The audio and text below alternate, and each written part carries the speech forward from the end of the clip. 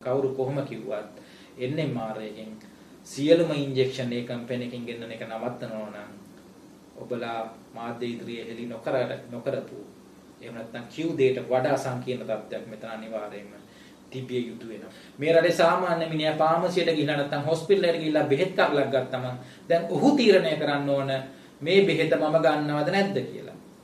ඇයි දැන් ඔබගේ ඔබතුම්පලේ මාධ්‍ය සාකච්ඡාවෙන් පස්සේ මේකට වග කියන පුද්ගලයෙක් නැහැ.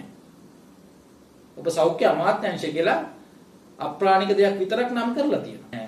මේ රටේ ජනතාව දැනගන්න ඕන ඔයගොල්ලෝ කියනවා නම් ප්‍රසම්පාදන ක්‍රියාවලිය හරහා ගෙනාවේ කියලා. ඒක නිර්මාණය කරේ මොන පුද්ගලයෝද?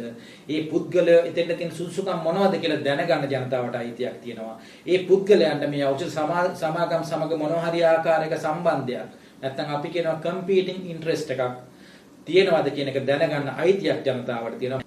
NMR එකේ විධායක අධ්‍යක්ෂවරයා මේක දැනගන්නේ WhatsApp පණිවිඩයකින්. මේ ආයතන මෙන්න මේ වගේ බරපතල කාරණයක් ගැන දැනගන්නේ කොහොමද?